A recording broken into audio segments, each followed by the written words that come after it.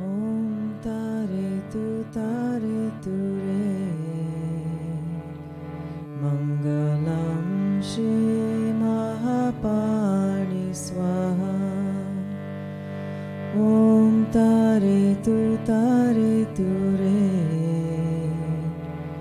Mangalam Shri Mahapani Swaha Om Tare Tu Re Mangalam Shri Mahapani Swaha Om Tare Tu Re Mangalam Shri Mahapani Swaha.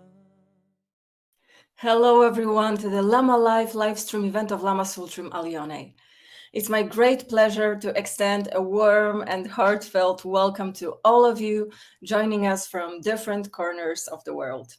My name is Dreame and I reside in the beautiful country of Poland.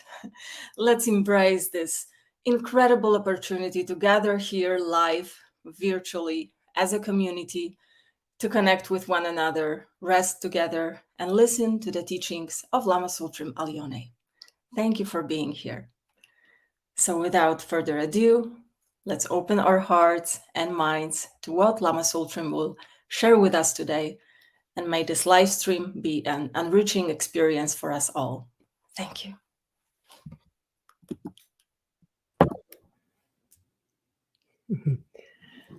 Hello, everyone. Good morning. Nice to be with you.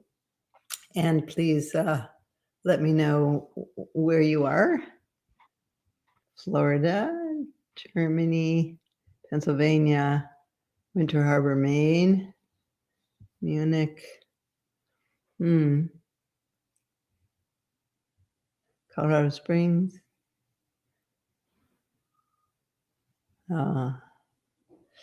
So those are pouring in now, and please feel free to add yours and look at where everyone's coming from. Before I get started, I wanted to tell you about an important upcoming retreat, and that's the Sutrayana retreat.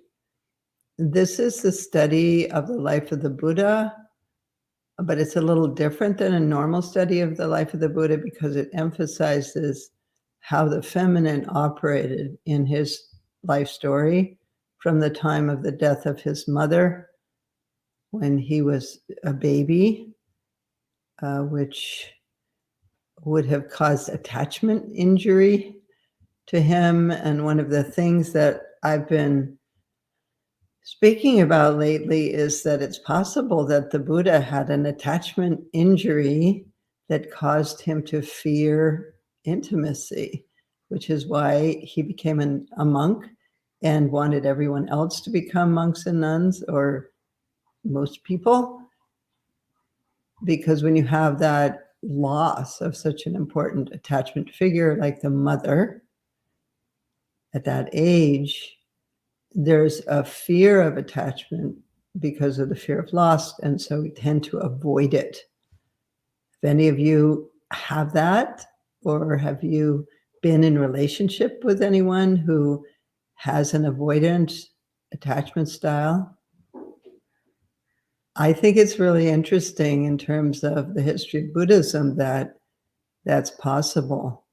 And it's something that personally I struggled with quite a bit when my husband died, David, 2010, July, so almost 13 years now. And after David died suddenly in the middle of the night, I was completely grief-stricken, which made me feel like there's something wrong with me. I'm a Buddhist. Why am I so attached? Not supposed to be attached, etc. And then after about 5 years, a friend of mine, someone in our Sangha, said, do you know about attachment theory and the work of Sue Johnson? She wrote a book called Hold Me Tight, where she talks about the need for a secure attachment being a fundamental human need, just like food and water and air. And that if you don't have that, it's natural to feel very disturbed. And so that was a revolutionary idea for me as a Buddhist, that this was actually a natural thing to feel. I felt like there was something wrong with me, that I'd had 22 years with him. What was wrong with me? That I wasn't okay being alone. And so in any case, we look at that in this course, the Sutrayana that starts June 1st. And this is also a prerequisite for many of our long-term programs, particularly the mother lineage. And so you learn not only the life story of the Buddha, but also the practices that the Buddha taught. And it's a week-long online retreat. So it's different than being spread out. It actually is an intensive retreat time, and you practice a lot. So I'm just going to see if anybody else has this. Yeah. Some people are saying they also understand this this issue. I see Juanita, who lost her husband this year. And also I got a question from someone who emailed in a question about the loss of her dog, and that she was really struggling with the grief, and that this is actually a very important relationship and sort of undervalued. Like, the relationship to the dog doesn't matter that much. But in fact, that is a primary attachment as well, because the dog is always there. It's a secure attachment. They don't not like you some days. They always like you. And they're also very intelligent, great companions. You get physical touch from them, and so much more. So for that person that asked me that question, let me just see who that was. Becca from Newport, Wales. So from the UK. Becca, you can do Shitro for your dog, and that is the practice for the deceased. There's an online course of that you can take if you've had the lung or the transmission of it, which I've also given here before. But I just want to really send my support. I have a dog too, who I actually got after Dave died. Funny, I was like, cats aren't enough. I need something that's a little more responsive and there emotionally for me. And so I got my dog Tashi then. So in any case, I want to support you in your grieving and to acknowledge that is an important relationship, and it can cause such deep grief when we lose that special friend, special being. Yeah.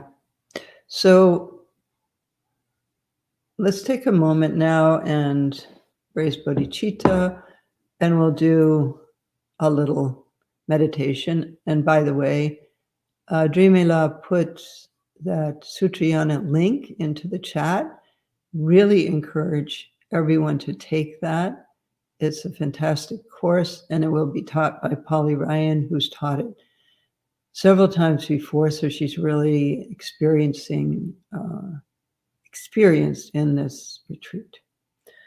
So I just wanted you to know about that. And today is International Meditation Day, that came into being as an official holiday in this country in 1995. So we need to meditate. Okay, so you can either have your eyes kind of slanted down at the angle of your nose, or you can look more up, or you can have your eyes closed, whatever is better for you. Generally, in the Tibetan tradition, we don't close our eyes, and in the Theravadan tradition, they do close their eyes for meditation. So do what you want. I'm going to have my eyes downcast and following the angle of my nose. My head is straight. My neck is like a shepherd's crook. So the chin is in. We tend to do this when we meditate. And by the way, these are the 7 points of Varchana posture. So the eyes down. The tongue is touching the roof of the mouth. It's not curled back as it is in some yogic tradition. It's just touching.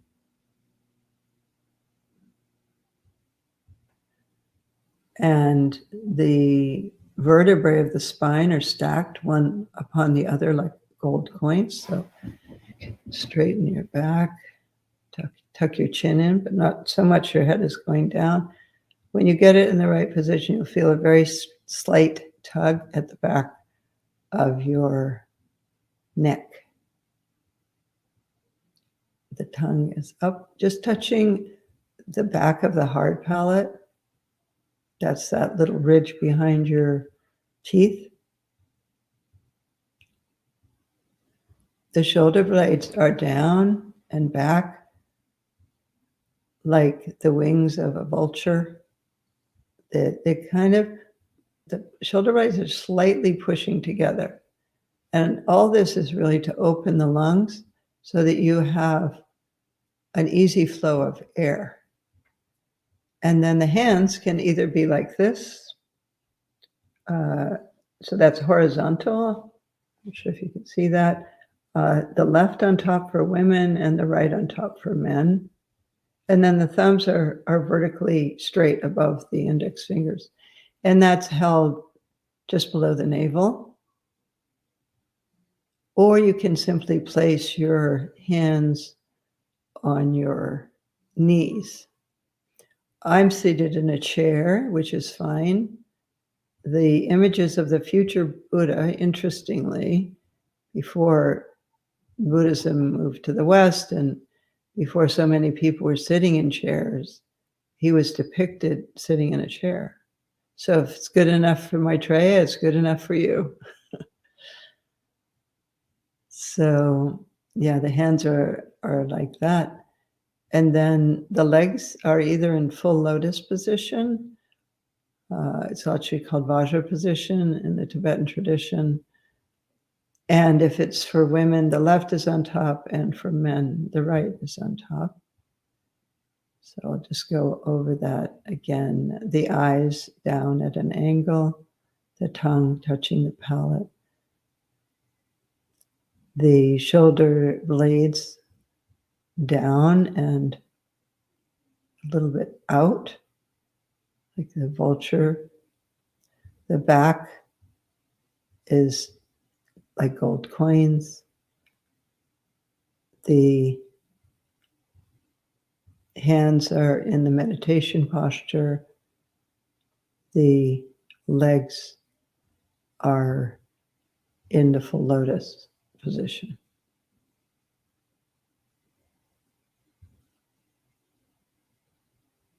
And the breath is coming out without strain, without changing it,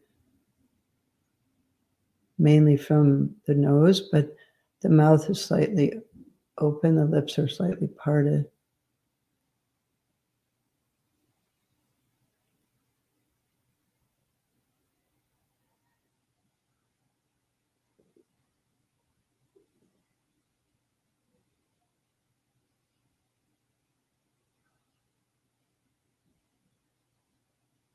In Zen, they say just taking the posture is enough.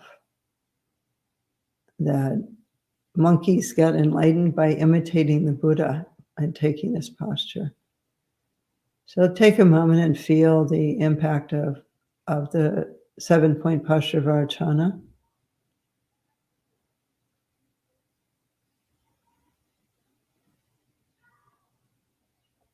If you notice your head's a little forward, pull it back till you have that slight tug.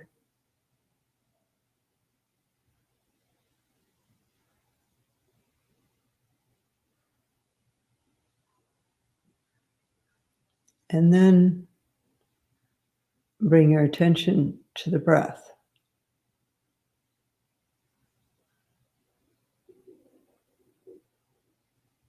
Notice the breath coming in and out of your nostrils. You can actually feel it.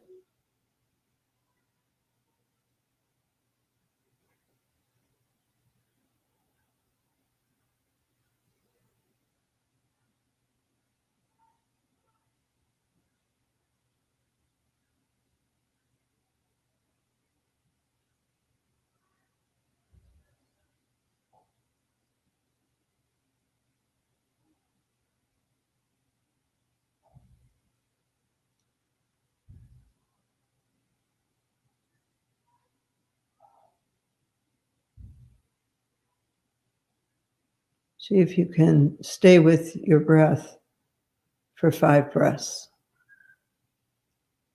meaning you're mindful of the breath for 5 consecutive breaths.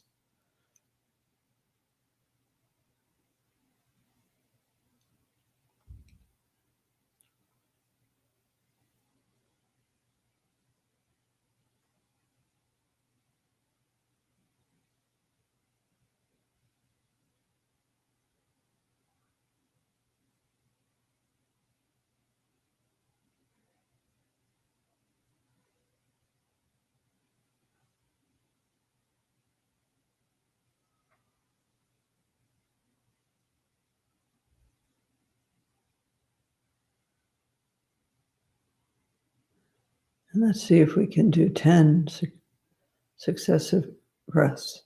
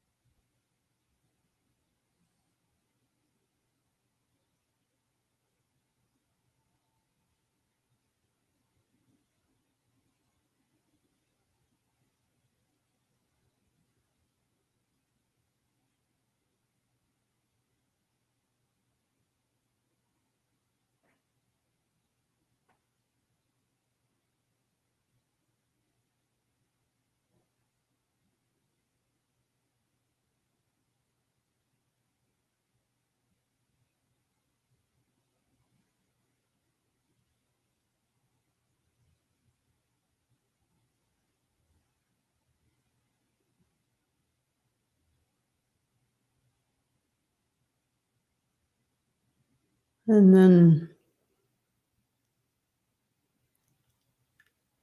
bring your attention to the moment at the end of the out breath before the breath comes back in.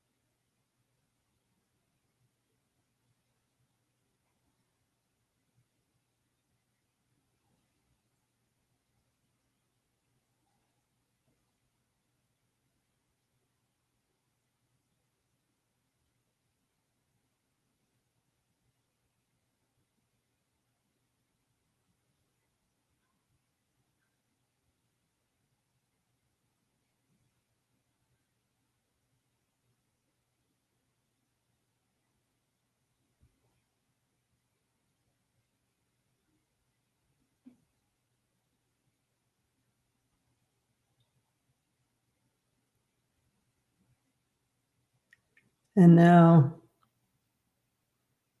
noticing that gap or openness in space that occurs at the end of the out-breath, stay with that feeling of spaciousness as you breathe in and throughout the breathing process. Keep your awareness with that space that occurs at the end of the out-breath.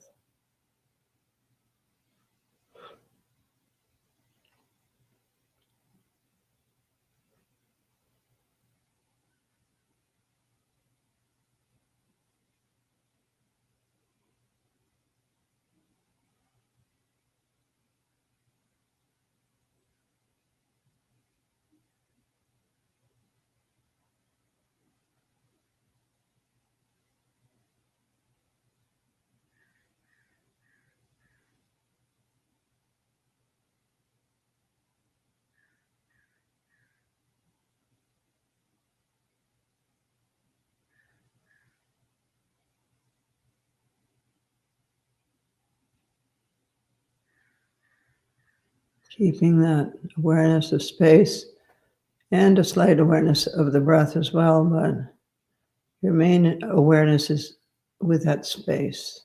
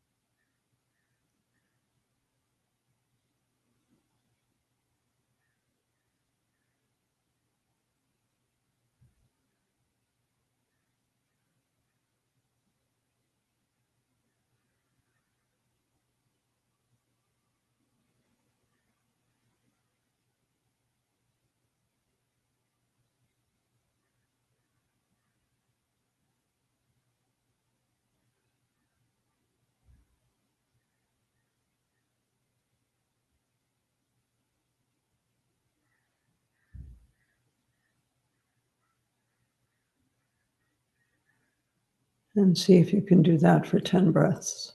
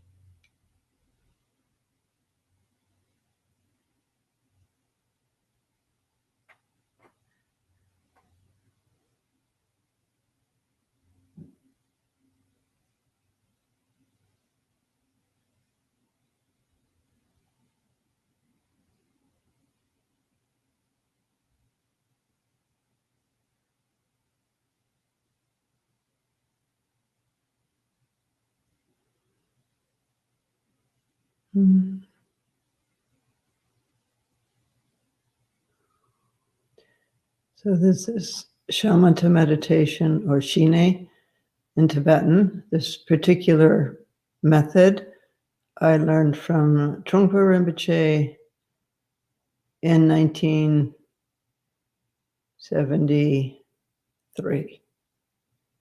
And this is the practice that's taught in our Sutrayana practice. Now you have it. And let me know if there's any questions. I'll look in the chat. See if there is.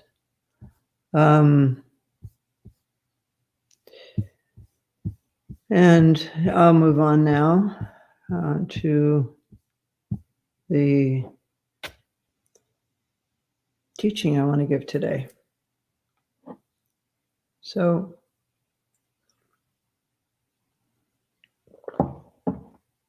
before we leave that question about grief, I mentioned the Shitro practice. Another helpful practice is Tonglen for those who have lost a loved one, breathing in the suffering of those who have lost a loved one, and then breathing out love and compassion for them.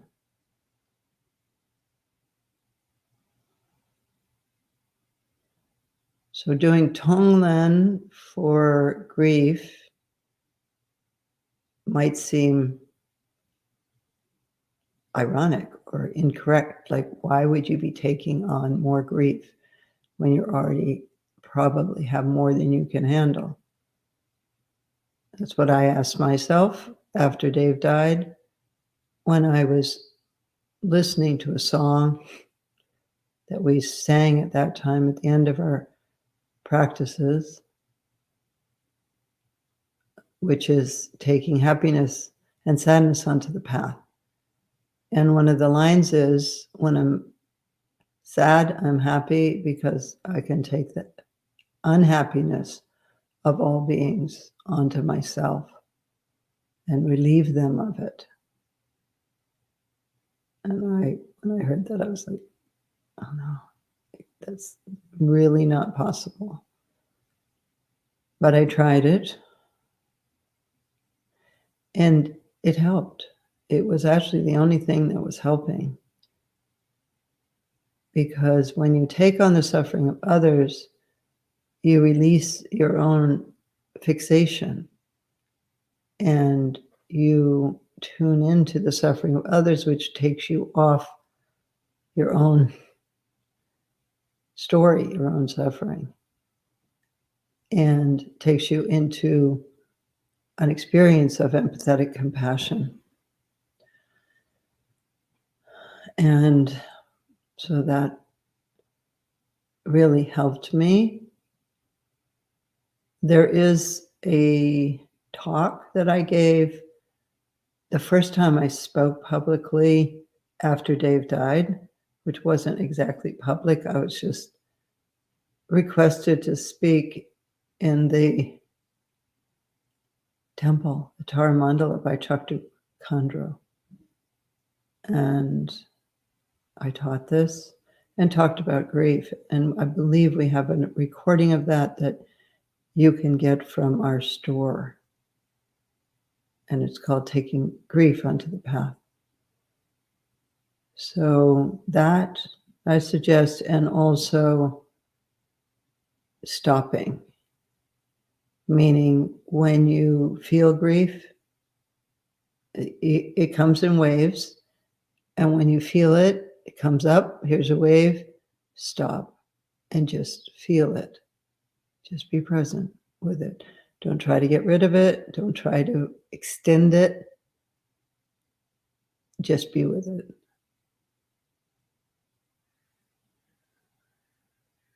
That can be helpful.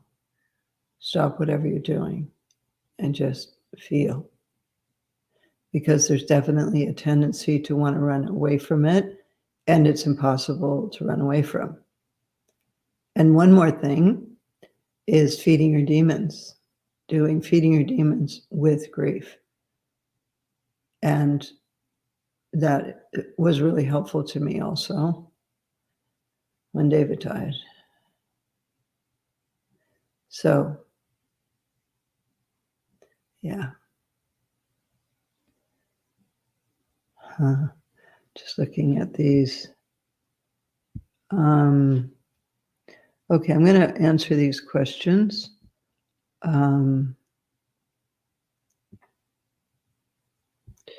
So somebody is asking, where do we imagine the space at the end of the out-breath? In our subtle body? Question mark. No, the space is at the end of the breath. It's just the space that's there. It's a kind of natural gap into openness that occurs at the end of the out-breath. You're not altering your breath in any way. That's important. You're not like trying to extend that moment. You simply feel it and keep that awareness at about 75% as you breathe in and breathe out again. And the other 25% is on the breath. Let's see if there's any other questions.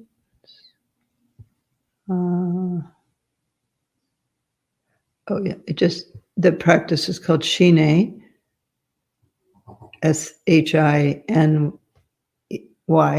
NEY, or yeah, usually we write it with an accent over the E.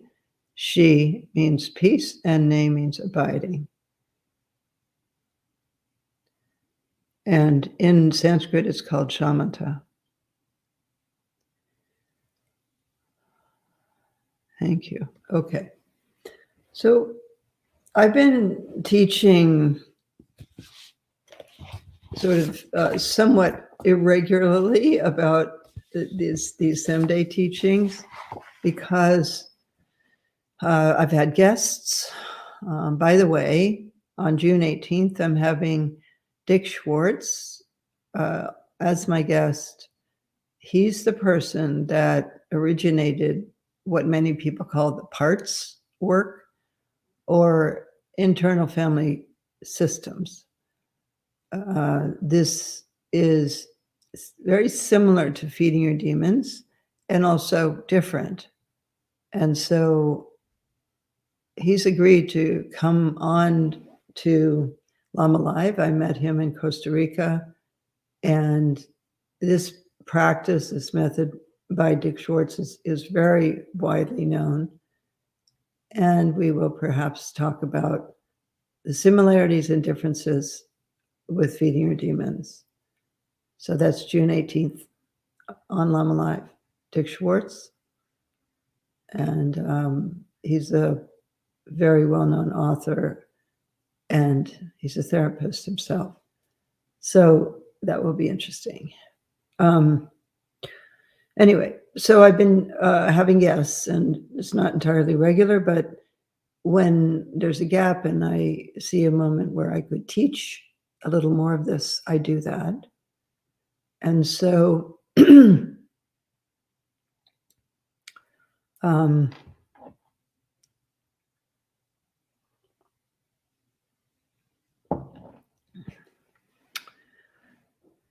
I wanted to talk a little bit about this lineage, the Semde lineage from Bodhicitta in Tibet. And I haven't taught this before, so I just wanted to speak a little bit about it. So Semde, Sem is mind, and De is series. And so you might have the impression that this is a series about the mind. But the mind can be the ordinary clinging mind, and that's not what it's about. It's about Changchup Sem. So Semde is an abbreviation for Changchup Sem.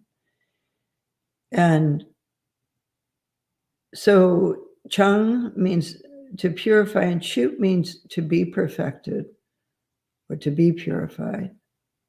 Changchup, and Sem is mind. In the context of the Mahayana teachings, the meaning of Bodhicitta is the, it has two aspects, relative bodhicitta and absolute bodhicitta. Generally, when, like I say at the beginning, let's raise bodhicitta, then we consciously, with intention, generate the aspiration to practice for the benefit of all beings. And that's why this is also called aspirational bodhicitta.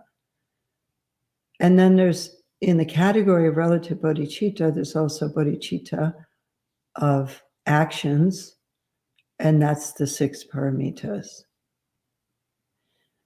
And then there's absolute bodhicitta, also there in the Mahayana. And that absolute bodhicitta is beyond words. So whenever I try to explain it, I kind of experience a blank, because absolute bodhicitta is literally, that's one of the ways it's described, beyond words. But it is an experience of boundless, empty awareness. And so by cultivating that relative bodhicitta, we are brought to that absolute bodhicitta. So that's the teaching on Mahayana interpretation of bodhicitta. In Tantra, bodhicitta has a more specific connotation, and so it's the enlightened essence, or Buddha nature. And it's equated with the subtle essence, tigle. So we have Tsa Lung Tigle. Tsa is the nadis, or the channels of the subtle body. Lung is the motility factor that moves everything in the body, but in the subtle body, it moves the prana through the channels. And what is that essence that is moved? It is called bodhicitta. It's also equivocated with the semen, the physical semen of a man, that's called bodhicitta in the tantric text, because it has that essence of life in it. And so bodhicitta is generated in that sense through the transition from impure vision to pure vision. Pure vision is the mandalas and the deities and that luminous dimension. And so it is this bodhicitta, this subtle energy within the subtle body that takes you into what's known as the Vajra body, which is the energy structure of the physical body itself, or the subtle body, which is operating within the physical body. So that's the tantric definition of bodhicitta. And then there's the one that we're using here in the Dzogchen Semde teachings. And so it is the primordial state that is the source of the manifestation of of energy. It's the primordial state that is the source of energy. So it's not only a condition of emptiness, as in the sutras, and it does not depend on the transformational process of the tantras.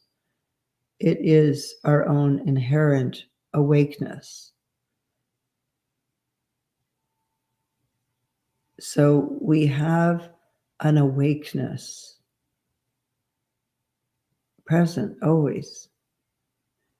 In fact, let's take a moment now and see if you can feel your inherent awakeness.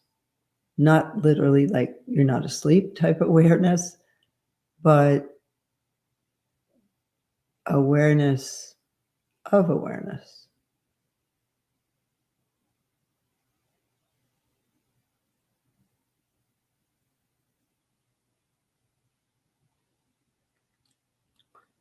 Let's take a moment and meditate on that.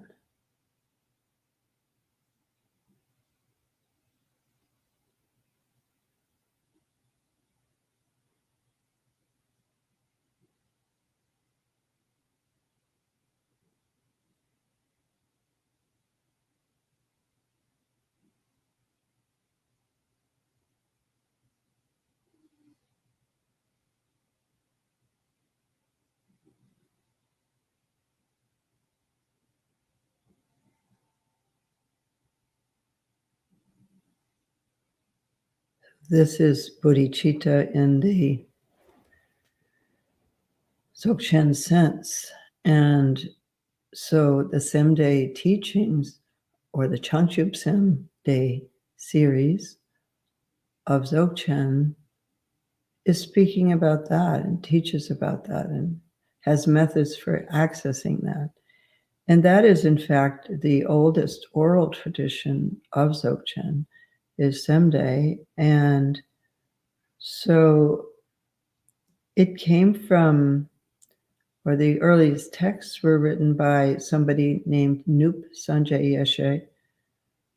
And he wrote something called Tantra of the Light of the Eyes for Contemplation. So he was the first one to write on this that we know of.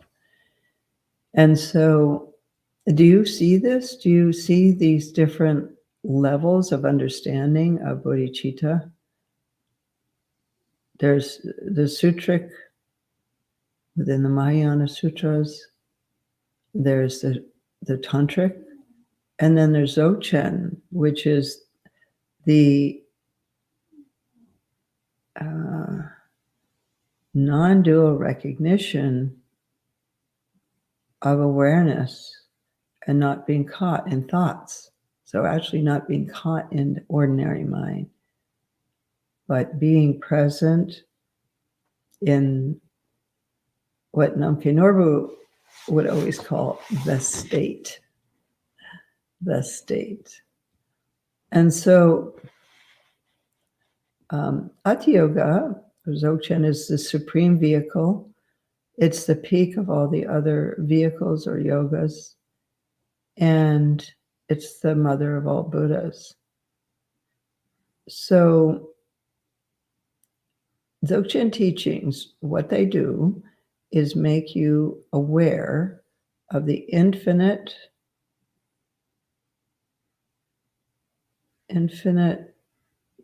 phenomena, and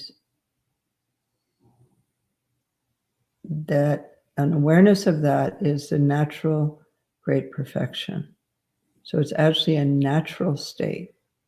What does that mean? You might think, well, it may be natural, but I'm not naturally experiencing it very often, or maybe never. So it has to be pointed out. And that's why pointing out instructions are considered the ground for any practice of Dzogchen, is to have this spontaneously awakeness within us pointed out to the point when we can actually experience it. And so it's not really something that you learn. It's not really something you develop. It's something that's here, which you attune to. And so what I've been doing is translating these early masters of this lineage of Semde, and what they said was their essence understanding. And so these are little pith instructions that are big insights into the nature of reality. And so there was 21 of them before this lineage translated and moved into Tibet. And so the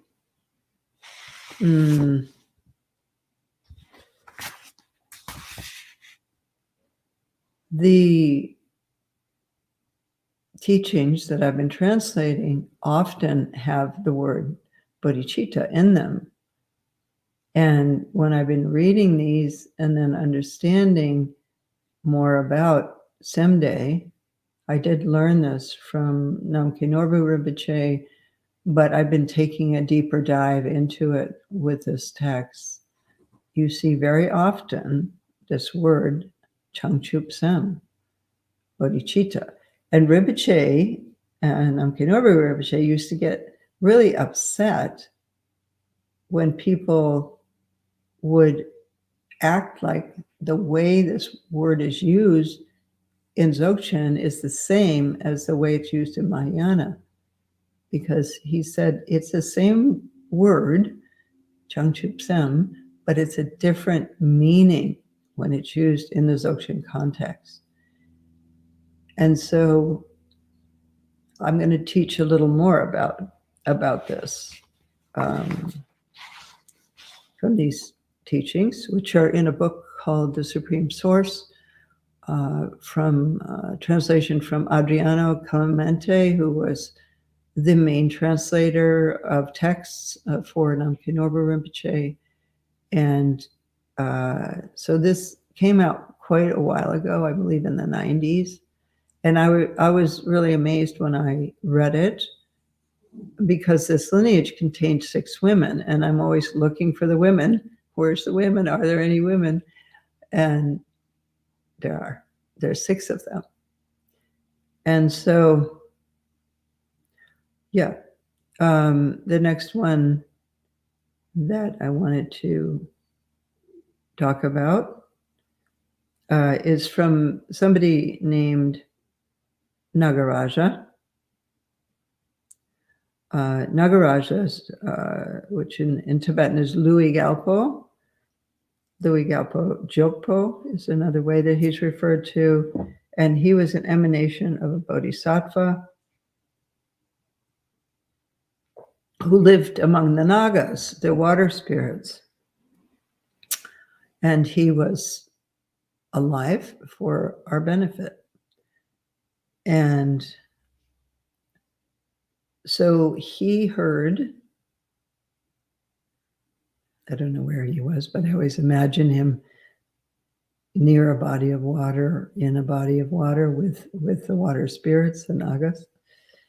He heard that these teachings had appeared in the human world. And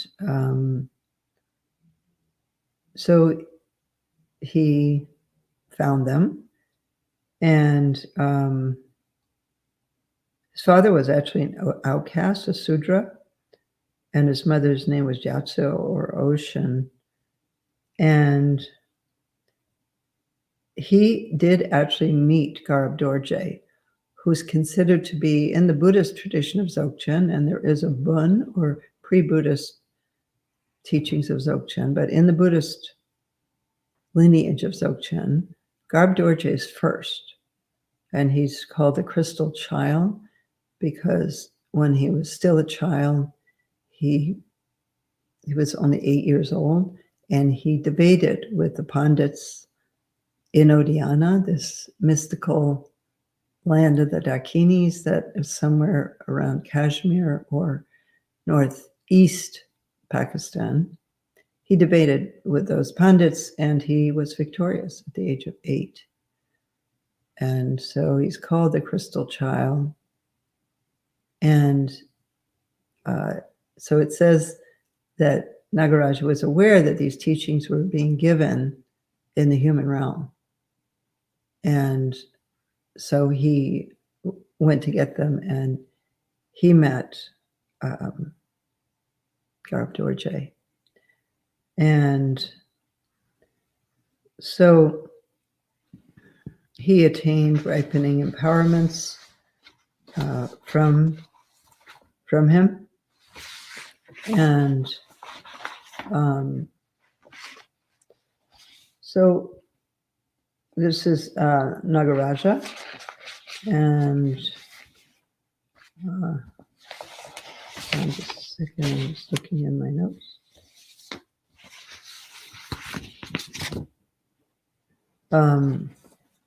Yeah, so he actually received them from Prince Tuo Rajahati, who I discussed before. And so the way this text is structured, one person says what they think Changchup Sem is, or Bodhicitta, or how they experience it. And then they tell that to somebody else who then repeats what they've heard. So they kind of teach it in a little different way than they've heard it, express it, and then they give their teaching to the next person. And so although Gyalrap Dorje was alive, he still received his actual transmission from Prince Tuo Rajahati, who was the son of King Dahantalo, who was the first one that Gyalrap Dorje gave it to. So he asked her to summarize it.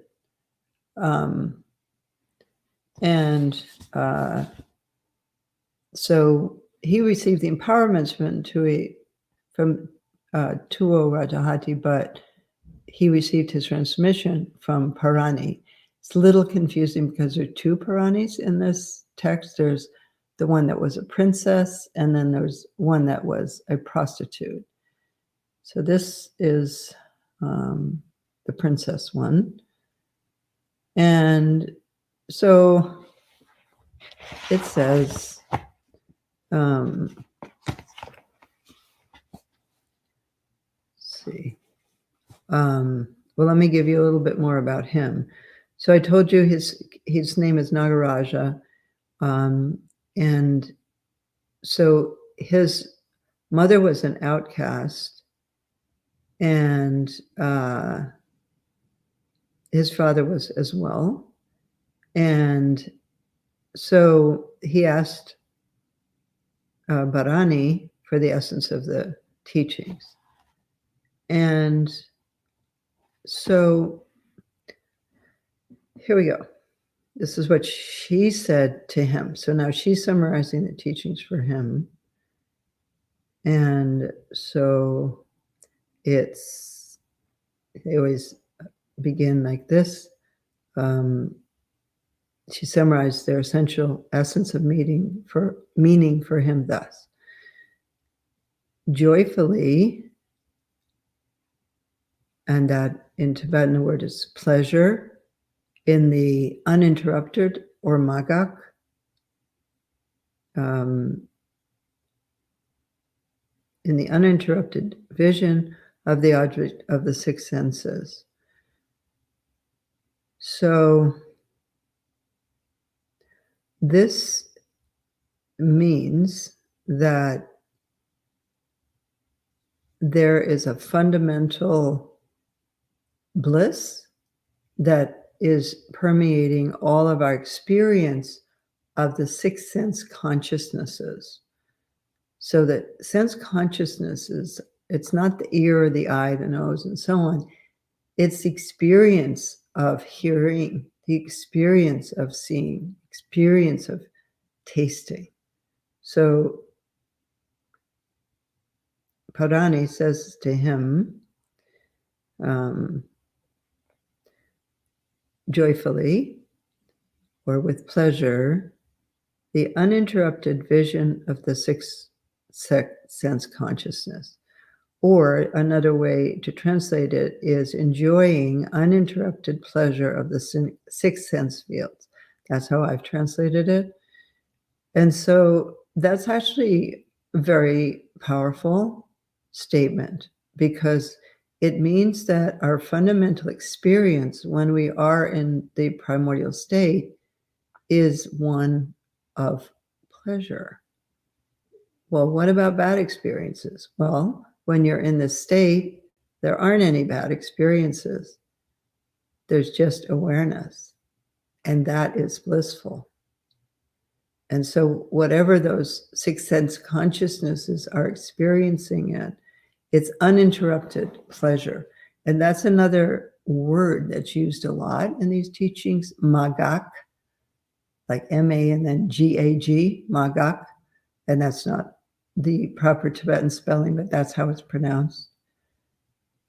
This idea of magak goes with kadak. Kadak is primordial purity, and then magak means unceasing or uninterrupted. And so what that means is that this state of awareness is actually always present. It can't be stopped. It's always there. It's uninterrupted, magak. It's primordially pure, kadak, and it's magak. So the magak is usually associated with appearances. And in this case, it's being associated with the sixth sense experiences or the sixth sense consciousness, the consciousness that comes from sight, the consciousness of the experience of sound, etc. So then the next line is whatever you enjoy, or when you are enjoying anything, this is bodhicitta. And the more you enjoy it, the more that bodhicitta will blaze forth. So, isn't this amazing? Because usually in most religions, enjoyment is a problem. It means that you are grasping, wanting more pleasure, cause of suffering, right? But here it's saying that actually that experience of enjoyment, or gade, ga is to like, and day is bliss. So that gade experience is the benefit of bodhicitta, or the meaning of bodhicitta. So let's sit with that for a moment. I'll just read the 2 lines. Enjoying uninterrupted pleasure of the 6 sense fields is the conduct. Like this, enjoyment is a great benefit of bodhicitta.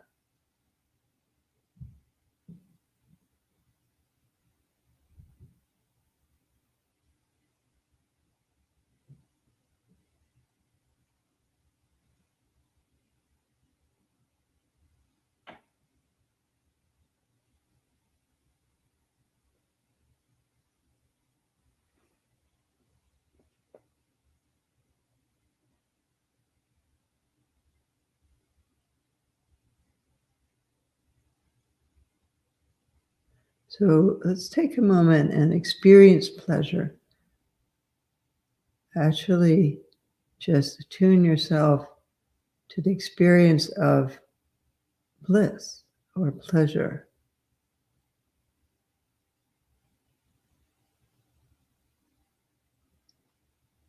Feel that in your body.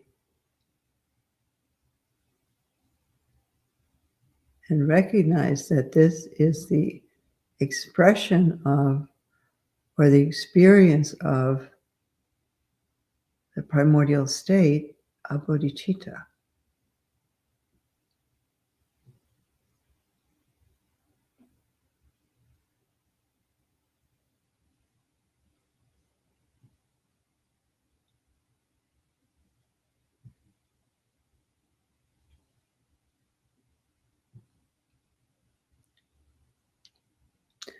And then the line, when one has obtained the power of supreme presence and become familiar with it.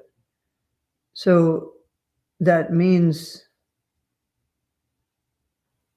that you have confidence in this. Obtain the power means you have confidence in it. The supreme presence here is Rangrik. So another amazing word, Rangrik. Rang is inherent and Rik is awareness. So inherent awareness, sometimes it's called self-cognizing awareness.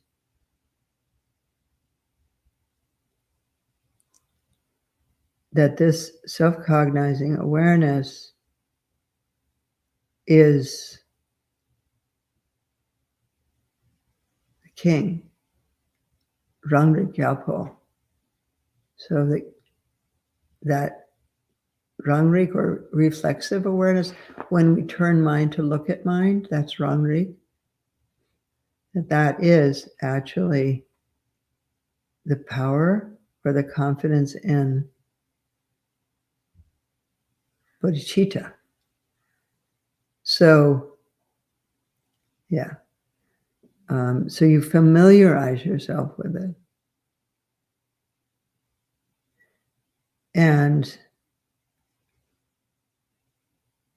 then it says, meditation is resting at ease in the six consciousnesses. So that means in all our sense experiences, when we rest at ease in them, that is meditation.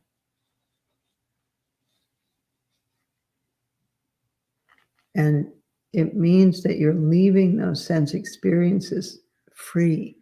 You're not ladening them with interpretation, with grasping, with any other way that we imprison the experience of the senses. You're simply in them. The pleasure that derives from that, or the bliss, really, it's beyond like I like and don't like type pleasure. It's just this presence. And that is meditation. That's pretty amazing, right? Okay, so we're going to end this morning there. It's not over yet. This is just what Parani said to Louis Galpo. Now we're going to see next time. We're going to see what did Louis Galpo, the Nagaraja, what did he say about Changchup Sem?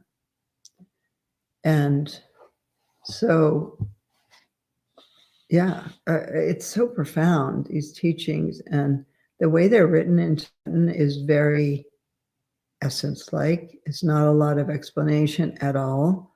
It's just these words. And my experience with these words is they have the power of transmission in them. And so when we open up the meaning of these things, it's very powerful. It's like receiving direct transmission from these ancient Odhyana teachers. And so let's take for your meditation this week the sixth sense consciousness and the bliss that is inherent in experiencing them freely. And then see where you go. And I also gave you the Shamatha practice today as a celebration of World Meditation Day. And so you can work with these two things now that I've given you. Yeah. Deeper than the deepest ocean. Yeah, it really is. And the profundity of it should not be underestimated. There's nothing really deeper than this.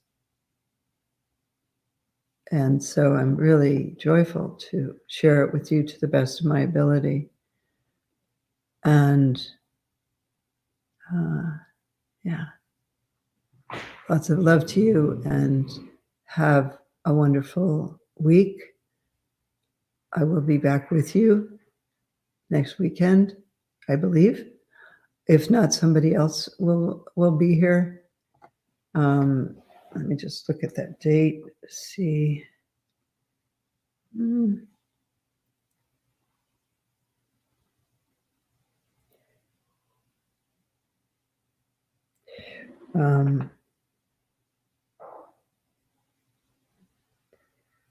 See if I'm busy or not next week.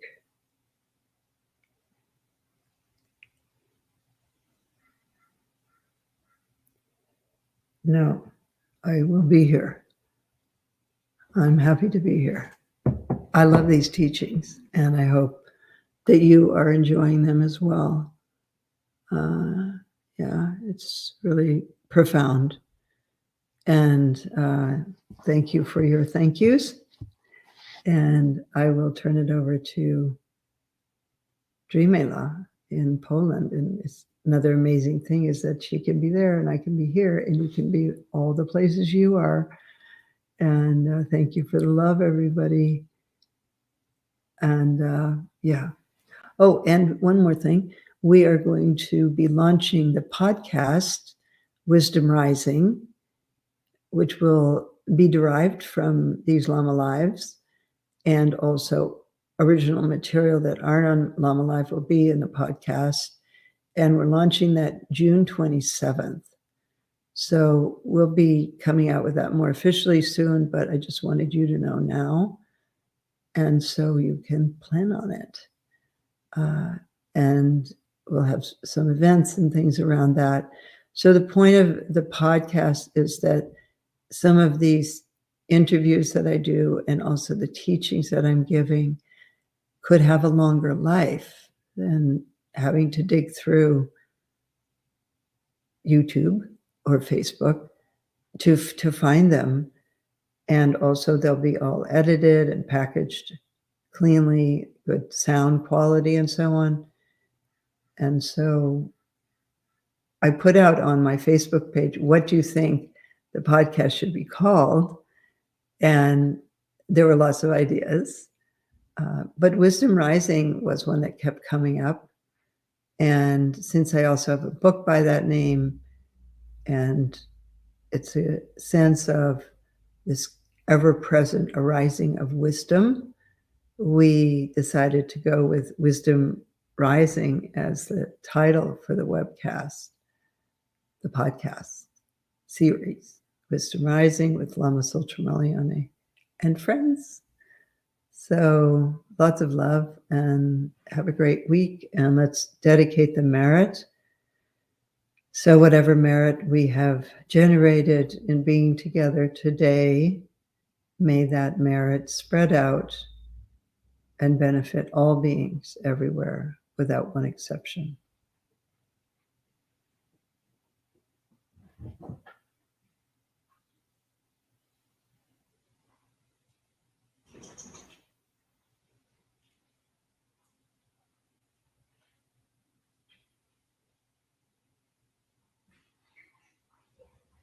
Thank you, everyone.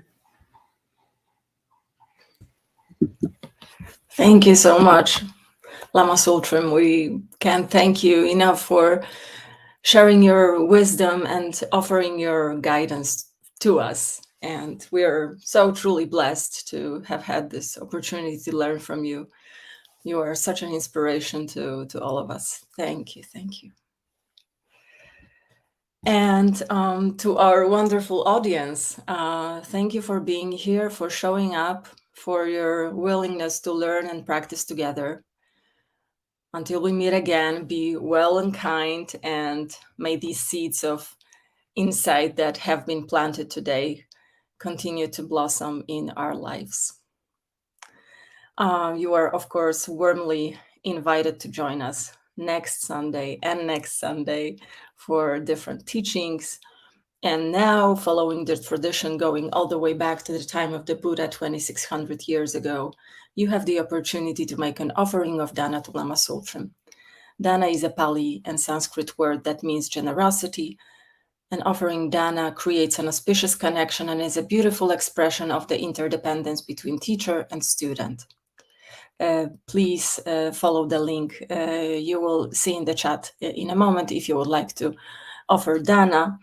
Thank you so much, everyone, and may we meet again and again on the path, and may all beings benefit everywhere. Om tare tu re, Mangalam Shri Mahapani Swaha. Om tare tu re, Mangalam Shri Mahapani Swaha. Om tare tu re, Mangalam Shri